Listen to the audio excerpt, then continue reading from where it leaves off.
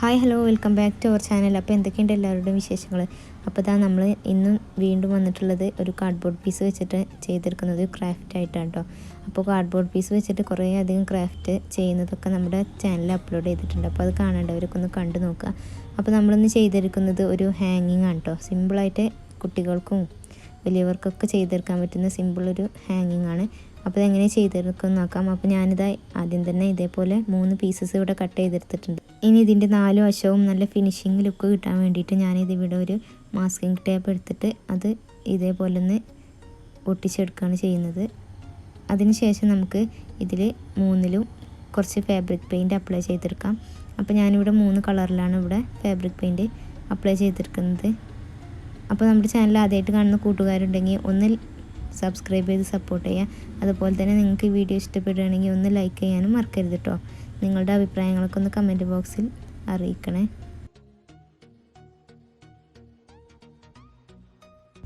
ഇനി നമുക്ക് അതിൽ കുറച്ച് കോഡ്സ് എഴുതിയെടുക്കാം.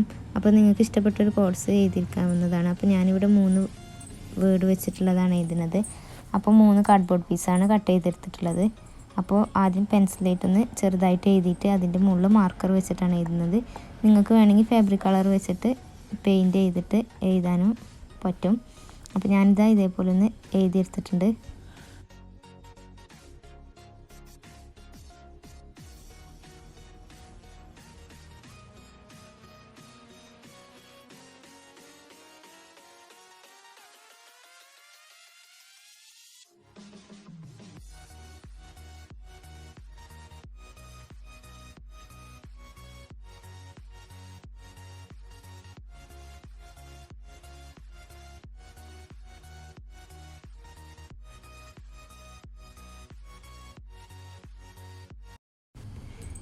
അപ്പോൾ നമ്മുടെ 3 കാർഡ്ബോർഡ് പീസും ഇവിടെ റെഡി ആയിട്ടുണ്ട്. ഇനി നമുക്കിതൊന്ന് ഒട്ടിച്ചെടുക്കണം. അപ്പോൾ അതിനായിട്ട് ഞാൻ ഇതേപോലെ ഒരു ചാക്കുനൂൽ എടുത്തിട്ടുണ്ട്. ഇനി ഇതിൽ വീഡിയോയിൽ കാണുന്നത് പോലെ ഇതേപോലെ ഒന്ന് ചെയ്തെടുക്കുകയാണ് ചെയ്യുന്നത്.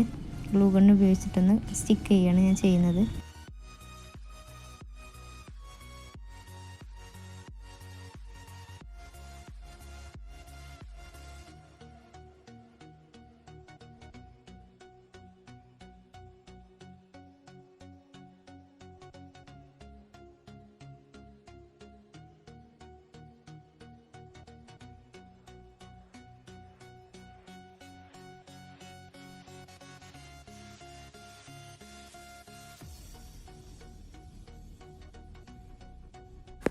അപ്പോൾ നമ്മുടെ ഇന്നത്തെ ഈ ഒരു ക്രാഫ്റ്റ് ഇവിടെ റെഡി ആയിട്ടുണ്ട്. നിങ്ങൾക്ക് ഇഷ്ടപ്പെട്ടിട്ടുണ്ടാകുമെന്ന് വിചാരിക്കുന്നു. ഇഷ്ടപ്പെട്ടെങ്കിൽ ഒന്ന് ലൈക്ക് ചെയ്യുക. അതേപോലെ തന്നെ സബ്സ്ക്രൈബ് ചെയ്യാതെ കൂട്ടുകാരുണ്ടെങ്കിൽ ഒന്ന് സബ്സ്ക്രൈബ് ചെയ്യുക.